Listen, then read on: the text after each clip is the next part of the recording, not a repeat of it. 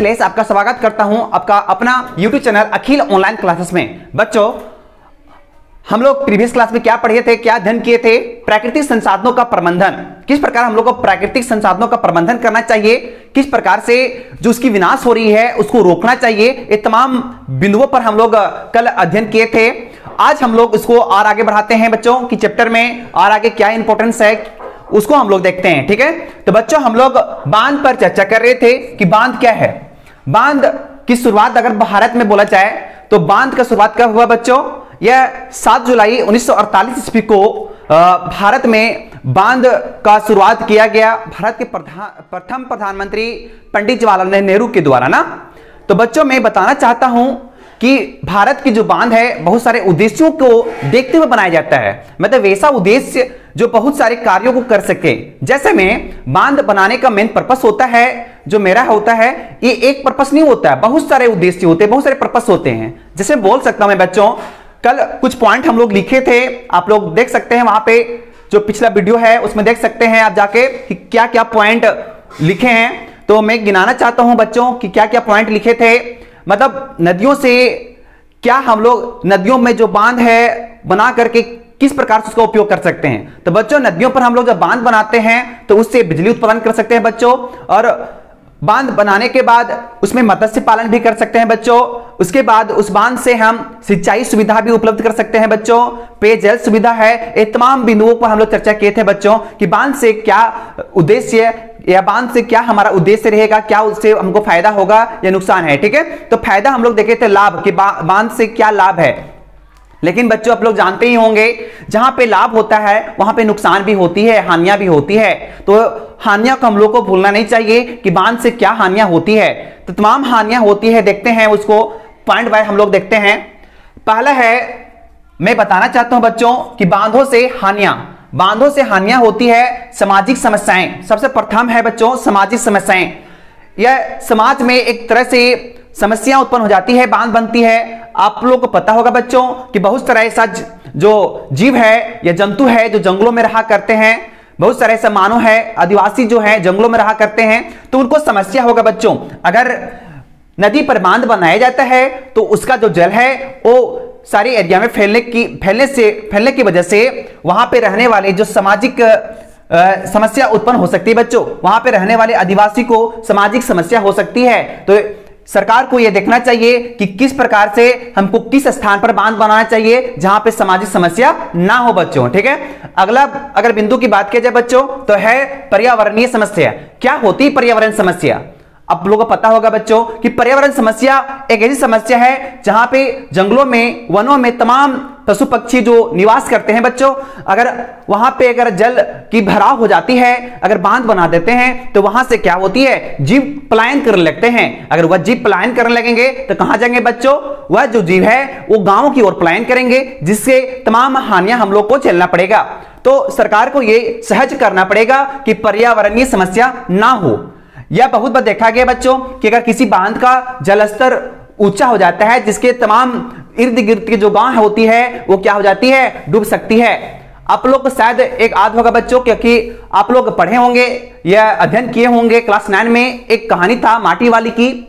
वह देखिए तो ऐसा हुआ जब वहां पे टिहरी बांध का पुनरुत्थान किया जा रहा था, बनाया जा रहा था, तब उस महिला के पास न तो कागज थी न कुछ था, उसका परिवार पूरा बिखरा हुआ था। वो माटी बेच बेच के अपन गुजारा बसारा करती थी, लेकिन उसका घर का कागज न होने के कारण उसको कोई मुआवजा नहीं मिला बच्चों। इससे तमाम समस्या हो सकती है। इस समस्या को देखते हुए हमको सरकार को यह ध्यान देना होगा कि पर्यावरण समस्या ना हो। ठीक है, पर्यावरण समस्या को देखते हुए विकास करना है बच्चों। ठीक है, अगला है आर्थिक समस्या। पैसे की समस्या तो हो सकती है बच्चों, वहां से हम जीविका को पार्जन के लिए अपना रोजगार पर आधारित हैं, खेती कार्य कर रहे हैं। अगर वह खेती या वह खेत जहां से हम लोग जीवन यापन कर रहे हैं वह जलमग्न हो गया, वह डूब जाएगा, तो हमारा आर्थिक पालन पोषण कैसे होगा बच्चों। ठीक है, तो ये तमाम समस्या हो सकती है। इस समस्या को देखते हुए सरकार को यह हम लोग पर विश्वास दिलाना पड़ेगा कि आपका जो आर्थिक समस्या हो रही है मैं उस पर सॉल्यूशन करूंगा, या मैं आपको उस प्रकार की भूमि आवंटन करवाऊंगा जहां पे आप खेती बाड़ी कर सकते हैं। तो ऐसे समस्या आती है तो सरकार को दूर करना चाहिए। ठीक है, तो ये तमाम समस्या है बच्चों जो बांधों से होती है। ठीक है, तो इसको हम लोग को देखें, पॉइंट वाइज देखें। अब आगे देखते हैं बच्चों, बांध जो बहुत सारे उद्देश्यों को देख के बनाया जाता है वहां पे तमाम हानियां भी होती है। अगर बांध है टूट गई तो नीचे जो बसे हुए गांव हैं वो शायद जलमग्न हो जाएंगे, डूब जाएंगे, ये तमाम समस्या आती है। लेकिन जहां पे 80% हमको 70% फायदा हो रहा है बच्चों, तो वहां पे सरकार हमारे लिए अच्छे भले के लिए ही बांध बनाती है, तो उसको रख रखाव सरकार का दायित्व है, वो अच्छे तरह से उसको देखभाल करे ताकि वह बांध टूटे ना। ठीक है, अगला चलते हैं जल संग्रहण। जल संग्रहण एक गंभीर समस्या है बच्चों। किस प्रकार हम लोग जल का संग्रहण करते हैं? प्राचीन समयों में तरह तरह की पद्धतियां थी जिसके वजह से जल लोग संग्रह करके इकट्ठा करके रखते थे। तरह तरह की पद्धतियां थी जो हमारे गांवों में प्रचलन था। बट अब जल की खपत इतनी ज्यादा है कि आप सोच भी नहीं सकते बच्चों, क्योंकि समय विकास कर रही है, विश्व विकास कर रहा है, तो वह सारी टेक्नोलॉजी आ गई जिससे हम लोग जल ग्राउंड लेवल के सबसे नीचे हो उससे भी हम लोग निकाल सकते हैं बच्चों। पहले आप अपने दादा परदादा के यहां कहानियां भी सुने होंगे, दादा परदादा बोलते भी होंगे कि हम लोग जब खेती बाड़ी करते थे तो लाठ कुड़ी रहता था जिसके माध्यम से हम लोग खेतों की सिंचाई करते थे, तो जल का बचाव होता था बच्चों। आज नए नए टेक्नोलॉजी आ गया जिसके माध्यम से जलों को हम लोग बहुतायत में क्या करते हैं, उपयोग करते हैं। तो ऐसा नहीं करना चाहिए बच्चों। ठीक है, क्योंकि जल सुरक्षा करना मेरी दायित्व है, क्योंकि जल का दिन प्रतिदिन क्या हो रही है, कमी होते जा रही। क्योंकि जल जो भी है, भूमजल स्तर है, वो दिन प्रतिदिन क्या होते जा रहा है बच्चों, नीचे जा रहा है। तो आम लोगों को भी सोचना चाहिए कि ज्यादा ऐसा संसाधन जिसको हम लोग बार बार उपयोग करते हैं इसको अच्छी तरह से उपयोग करें ताकि भावी पीढ़ी भी इसका उपयोग कर सके। तो बच्चों जल संग्रहण करने के लिए बहुत सारी पद्धतियां हैं। बिहार झारखंड की बात किया जहां पे आहर के रूप में बोलते हैं, कहीं पे आपका जो है बावली होता है, तो कहीं पे पालर पानी की प्रकार के टंका बना करके इस प्रकार से क्या करते हैं, वह संग्रहण करते हैं जल को। तो जल को संग्रहण करना चाहिए बच्चों। ठीक है, झारखंड सरकार की एक अहम भूमिका है कि गांवों में, हमारे जो गांवों में है वो डोभा का निर्माण करवाती है। डोहा का निर्माण करवा के बाद उसमें जो है जल है जिसकी वजह से जल स्तर क्या हो, बना रहे। ऐसे तमाम योजनाएं आती है बच्चों जो गांवों में देखने को मिलता है। तो जल संग्रहण की वो पद्धति है। बट हम लोग यह देखे हैं कि आहर जो होती है, आहर मैक्सिमम है जहां पे जल का संग्रहण कर सकते हैं। अगला है भौम जल के रूप में संरक्षण। किस प्रकार से बच्चों हम लोग भौम जल के रूप में संरक्षण दे सकते हैं उसको? अगर भौम जल के रूप में उसको संरक्षण देते हैं बच्चों, तो जहां पे जल को दूषित होने से हम लोग बचाते हैं बच्चों। ठीक है, इसमें प्रदूषण कम होती है बच्चों, इसका वाष्पीकरण कम होता है। जैसे कुआं का निर्माण किए तो कुआं का निर्माण करने से क्या होता है, कुआं के निर्माण करने से उसमें जो वाष्पीकृत होती है वो कम होती है बच्चों। ये तमाम बिंदु होगा जो आपके भौम जल के रूप में आप संरक्षण दे सकते हैं भौम जल को। ठीक है, पेड़ पौधे जो होते हैं भौम जल के स्तर को बनाए रखते हैं बच्चों, इसलिए हमको बहुतायत में पेड़ पौधों का लगाना बहुत ही आवश्यक है बच्चों। अगला पॉइंट देखते हैं जो बहुत ही गंभीर समस्या है, वह है कोयला और पेट्रोलियम। बच्चों बहुत सारे लोग को देखते हैं, बहुत लोग ऐसा बोलते भी हैं कि आज जितना उपयोग करना है कर लो, कल मिले या ना मिले, ऐसा बात नहीं है। ठीक है, समाज सोसाइटी मेरा इतना विकसित हो चुका है कि तरह तरह का टेक्नोलॉजी का उपयोग करके अपनी भावी पीढ़ी जो आने वाली है उसको समुचित रूप से उसको भी वह लाभ मिले। तो हमारा दायित्व है कि संसाधनों का सतत तरीके से उपयोग करें, मतलब जितना उपयोग करना है उतना ही उपयोग करिए, ज्यादा बर्बादी उसको नहीं करना है। ठीक है, क्योंकि हमारे यहाँ पे कुछ ऐसे संसाधन हैं जो सीमित मात्रा में है। ठीक है, जैसे कोयला और पेट्रोलियम हो गया।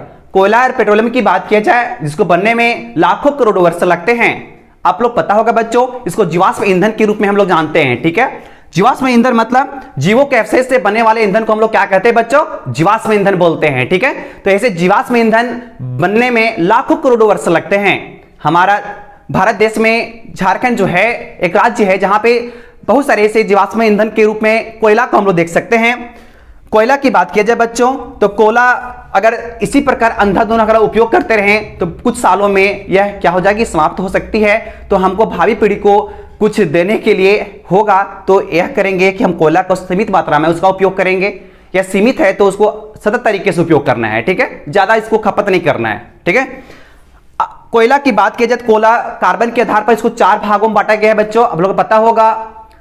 एंथ्रेसाइट्स है, बिटुमिनियस है, लिग्नाइट्स है और पीट है, ठीक है। तो एंथ्रेसाइट जो होती है सबसे उच्च कोटि का कोयला होता है जिसमें कार्बन की मात्रा क्या होती है, ज्यादा होती है। तो ऐसे तमाम है जो आपको एक चैप्टर है जहां पे हम लोग पढ़ेंगे ज्योग्राफी में, तो आप लोग को वहां पे बता दिया जाएगा, सारा डीलिंग कर दिया जाएगा, ठीक है। तो बच्चों आगे चलें, चलिए आगे चलते हैं। पेट्रोलियम की बात किया जाए तो हमारे यहाँ पे ऐसा इतना कम सीमित संसाधन है ये पेट्रोलियम का कि शायद एक दिन भी भारत टिक नहीं पाएगा। सोचिए, क्योंकि इसको बनने में भी लाखों करोड़ों वर्ष लगते हैं बच्चों, ठीक है। हमारे यहाँ पे अगर पेट्रोलियम को खनन जो किया जाता है, निकाला जाता है, या तो मुंबई हाई हो गया या फिर आपका डिगबोई हो गया, ऐसे कुछ तमाम है जहां पे तमाम शहर हैं या स्थान है जहां से पेट्रोलियम को निकाला जाता है बच्चों, ठीक है। तो पेट्रोलियम भी एक क्या है, समाप्त होने वाला संसाधन है, इसीलिए इसको सतत तरीके से हमको उपयोग करना चाहिए। ऐसा नहीं होना चाहिए कि हमको अगर सामने दुकान है तो बाइक निकाल के जाए सामान को खरीदने के लिए। आप पैदल जा सकते हैं, संसाधन को बचा सकते हैं। आप अगर बचाइएगा तो सब समझ लीजिए कि भारत के संसाधन को ही आप बचा रहे हैं, ठीक है। ये आपकी एक छोटी सी पहल शायद एक अच्छा कार्य हो सकता है, ठीक है। तो संसाधन को बचाना मेरी दायित्व है कि ज्यादा से ज्यादा हम लोग क्या करें, संसाधन को बचाएं, ज्यादा फिजूल खर्च उसको न करें, ठीक है।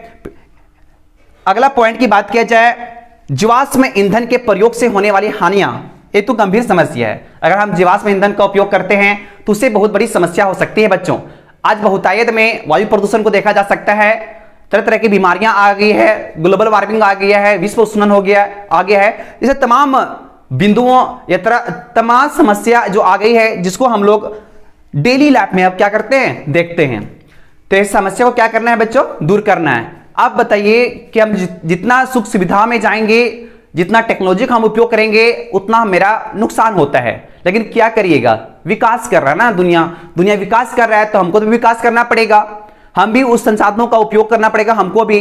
तो ऐसे तमाम संसाधन का हम लोग प्रत्यक्ष अप्रत्यक्ष रूप से क्या करते हैं, उपयोग ही कर लेते हैं, जिसकी वजह से दिन प्रतिदिन क्या होती जा रही है, भारत में तरह तरह की समस्या या विश्व में तरह तरह की समस्या बढ़ते जा रही है। सर्वप्रथम वायु प्रदूषण की बात किया जाए, वायु प्रदूषण आप देख सकते हैं कि तरह तरह के कल कारखाने यहाँ पे डेली के डेली खुलते हैं, उससे तमाम गैसें बाहर निकलते हैं, कार्बन मोनोऑक्साइड हो गया, कार्बन डाइऑक्साइड हो गया, तमाम गैसें बाहर निकलते हैं, जिसकी वजह से वह वायुमंडल में फैल जाते हैं और उसको कोई मानव कोई जीव उसको लेता है, उसको ग्रहण करता है उस हवा को, तो शायद उसको समस्या इस प्रकार से झेलनी पड़ती है बच्चों, ठीक है। जैसे तमाम समस्या हैं, आजकल देख रहे हैं ताजमहल का जो रंग है वह भी पीला होते जा रहा है, क्योंकि इतने दिल्ली के, आगरा के आसपास या उत्तर प्रदेश के आसपास जो कंपनियां क्षेत्र है जिससे तमाम गैसें उत्सर्जित हो रहे हैं बच्चों। तो ऐसे तमाम बिंदुओं पर हम लोग चर्चा करेंगे विस्तार पूर्वक। अब जीवाश्म ईंधन की और आगे बात किया जाए तो बीमारियां, आप देख सकते हैं कि आजकल श्वास लेने में समस्या हो रही है, तरह तरह की समस्या आप देख सकते हैं डेली के डेली जो हो रही है, हवा में तरह तरह के गैसों को मिलना ही एक गंभीर समस्या हो रही है। अगला महत्वपूर्ण बिंदु है बच्चों, सबसे गंभीर बिंदु है वह है ग्लोबल वार्मिंग, विश्व उष्णन। बात किया जाए विश्व उष्णन की बात किया जाए तो बहुतायत में गर्मी बढ़ने की वजह से जो मेरे ग्लेशियर्स हैं वो भी पिघल रहे हैं, तो कार्बन डाइऑक्साइड की मात्रा को हम लोग को कम करना है, जिसके वजह से ग्लेशियर पिघले नहीं और मेरा जो पारिस्थितिक तंत्र है, जो मेरा पर्यावरण है, जो मेरा जो संतुलन बना हुआ है वो बना रहे, बिगड़े नहीं, ठीक है। अगर ग्लेशियर पिघलते हैं तो जल स्तर बढ़ता है, तो बहुत सारे जो भूमि है, भूमि का टुकड़ा है वो क्या करेगा, डूब जाएगा, ठीक है। तो ऐसे समस्या तमाम समस्या हो सकते हैं। तो ग्लोबल वार्मिंग को हमको कम करना है, कार्बन का उत्सर्जन बहुत कम करना है बच्चों, ठीक है। तो ऐसे तमाम बिंदु हैं बच्चों जो हम लोग यहाँ पे देखें। चलिए बच्चों आगे देखते हैं, खेजरी वृक्ष। खेजरी वृक्ष आप समझ सकते हैं तो बच्चों, क्योंकि भूतपूर्व में ऐसे बहुत सारे आंदोलन हुए जो पर्यावरण को बचाने का एक अच्छा कार्य किया गया, अच्छा पहल किया गया, लेकिन क्या आंदोलन होना जरूरी है? ऐसा बात नहीं है, ठीक है। अगर मेरी दायित्व है, अगर हम पर्यावरण को बचा रहे हैं अच्छी तरह से, तो आंदोलन को जरूरी नहीं है, ठीक है। तो देखिए खेजरी वृक्ष क्या है। खेजरी वृक्ष, खेजरी वृक्ष से संबंध ताल्लुक रखने वाली अमृता देवी बिश्नोई है, जिन्होंने अंग्रेजों के जमाने में, समझ सकते हैं, यह 1731 की बात की जा रही है, जब हमारा देश अंग्रेजों का उपनिवेश हुआ करता था, ठीक है, वह अंग्रेजों का गुलाम था भारत। उस जमाने में अमृता देवी बिश्नोई के द्वारा ये लोहा लिया गया और तमाम लोगों को एकजुट करके राजस्थान के जोधपुर में लगभग 363 व्यक्तियों के साथ अपने प्राणों को उन्होंने निछावर कर दिया, ठीक है। ऐसे तमाम बिंदुओं पर हम लोग अध्ययन करेंगे जो पर्यावरण को बचाने के लिए एक अच्छा कार्य किया गया है, ठीक है बच्चों। अगला देखते हैं महत्वपूर्ण कार्य करने में अगला जो है आंदोलन, जो विश्व प्रसिद्ध आंदोलन है चिपको आंदोलन, ठीक है बच्चों। चिपको आंदोलन यह हिमालय के क्षेत्र से संबंधित रखता है। यह आंदोलन उत्तराखंड में गढ़वाल रेनी नामक स्थान पर लगभग 1970 के दशकों में यह शुरू हुआ था बच्चों, लेकिन पूर्ण रूप से धीरे धीरे कोई भी आंदोलन अचानक से नहीं शुरू होता है, इसकी शुरुआत धीरे धीरे होती है, ठीक है, समय समय अनुसार। यह 1970 में लगभग शुरू हुई थी, 1972-73 में जाके बहुत ही व्यापक रूप ले ली, ठीक है, बहुत ही बड़ा रूप ले लिया, जिसका अगुवाई करने में चांडी प्रसाद भट्ट और गोरा देवी के द्वारा अहम भूमिका निभाया गया। लेकिन इसका नेतृत्वकर्ता जो है वो सुंदर लाल बहुगुणा, नाम तो सुने होंगे, ये बताने की जरूरत ही नहीं है क्योंकि आप इसका नाम पहले ही लोग जानते हैं कि चिपको आंदोलन का नेतृत्वकर्ता कौन थे, सुंदरलाल बहुगुणा। सुंदरलाल बहुगुणा के द्वारा वह आंदोलन का नेतृत्व किया गया बच्चों। चिपको मतलब समझते हैं, जब वहां पे व्यापारी लोग गए वृक्षों को काटने के लिए तो तमाम महिलाएं थी वह पेड़ों में चिपक कर उस आंदोलन को एक भयानक रूप दे दी। जब यह बात सरकार के पास पहुंची तो जांच कमेटियां बैठी और तरह तरह उसका सॉल्यूशन किया गया बाद में, ठीक है। तो यह आंदोलन बहुत ही व्यापक हुआ बच्चों, ठीक है, चिपको आंदोलन। ऐसे देश में तमाम आंदोलन है जो पर्यावरण को बचाने का एक अहम पहल है। आप नाम तो सुने होंगे वाटरमैन, जल पुरुष के नाम से, उनका नाम था डॉक्टर राजेंद्र सिंह, जिन्होंने राजस्थान के क्षेत्रों में, मरुस्थल के क्षेत्रों में अपना एक अच्छी योगदान के वजह से अपने खुद का पैसा खर्चा करके उन्होंने वहां पे जल का एक सूखी हुई नदी को जल से पूरा भर दिया, ठीक है। मतलब क्या है, एक पहल थी, उनके तहत कुछ योजनाएं लाया गया जो वो गांव के लिए या उस नदी के लिए कारगर हुआ और वह नदी क्या होगी, निर्जीव से जीवित हो गई, ठीक है। ऐसे तमाम मुद्दे हैं। इसको देखकर भारत, वो विश्व सरकार की बात किया, जब भारत सरकार की बात किया, तमाम उनको पुरस्कारों से सम्मानित किया गया। उनको 2001 ईस्वी में रामन मैग्सेसे पुरस्कार से भी सम्मानित किया गया। तो सोचिए बच्चों की किस प्रकार से कोई व्यक्ति होते हैं जो तमाम आंदोलनों में अपना सक्रिय भागीदारी निभाते हैं, निष्ठापूर्वक कार्य करते हैं, जो आंदोलन वो सफल होता है। ऐसे आंदोलन आप तो भी सुने होंगे, नर्मदा बचाओ आंदोलन, जिसमें मेधा पाटेकर ने खुलकर उसका विरोध किया क्योंकि उस बांध का, उस नर्मदा का जो बांध का उत्थान किया जा रहा था, जिसकी वजह से उस आसपास के जंगलों में तमाम जीव जंतु क्या हो रहे थे, वो उनका विनाश होते जा रहा था, जिसको खुलकर उन्होंने विरोध किया, ठीक है। जैसे तमाम भारत में बहुत सारे मुद्दे मिलेंगे जो तमाम पर्यावरण से ही जुड़ा होगा, ठीक है। तो बच्चों एक हम लोग को अच्छी पहल करना होगा कि पर्यावरण को बचाना होगा। इसके लिए कोई आंदोलन जरूरत नहीं होती है, पहले बच्चों आप लोगों को बताए हैं। इसके लिए कोई आंदोलन जरूरत नहीं होती कि आंदोलन होगा तभी पर्यावरण बचेगा। मेरी अच्छी कर्म, अच्छी निष्ठा और लोगों की अच्छा सहयोग और सरकार के अच्छे सहयोग से हम पर्यावरण को बचा सकते हैं। अब पर्यावरण को बचाना मेरी दायित्व है, क्योंकि पर्यावरण को बचाएंगे बच्चों तभी मेरा पारिस्थितिक तंत्र अच्छा रहेगा, तब मेरा जो पर्यावरण है उसमें क्या होगा, संतुलन बना रहेगा। अगर कहीं पे अनबैलेंस हुई तो आगे जो उसके ऊपर वाले है, उसके नीचे वाले जीव क्या हो जाएंगे, नष्ट हो जाएंगे। तो ऐसा नहीं होना करना है, ठीक है। तो आज हम लोग तमाम मुद्दे देखे बच्चों जो पर्यावरण को बचाने के लिए भी पहल अच्छा किया गया है, और तमाम बिंदुओं पर अध्ययन किए जो पर्यावरण से संबंधित है, ठीक है। क्योंकि टॉपिक था बच्चों प्राकृतिक संसाधनों का प्रबंधन। हम लोग किस प्रकार के सामुचित रूप से प्राकृतिक संसाधनों का प्रबंधन करते हैं, या तो बांध बना करके, या फिर वृक्ष लगा करके, या फिर वैसे संसाधनों को बचा करके जो समाप्त होने वाले हैं, जैसे कोयला, पेट्रोलियम, उसका सीमित उपयोग करना है बच्चों, ठीक है। सीमित उपयोग करेंगे तो भावी पीढ़ी जो आने वाली है उसका उपयोग करेगी बच्चों, ठीक है। तो वैसे बच्चे जो इस चैप्टर का पहला पार्ट अगर नहीं देखे होंगे तो जाइए, वहां पे आपको लिंक दिया होगा डिस्क्रिप्शन बॉक्स में, जाइएगा वहां पे आपको लिंक मिल जाएगी, आप उस वीडियो को देख लीजिएगा बच्चों। अगर किन्हीं को दिक्कत होगा तो कमेंट सेक्शन में आप बिल्कुल वहां पे जाइएगा, आप कमेंट करिएगा, ठीक है बच्चों। फिर से मिलेंगे नए वीडियो के में नए उमंग, नए जोश के साथ, ठीक है बच्चों। Bye bye.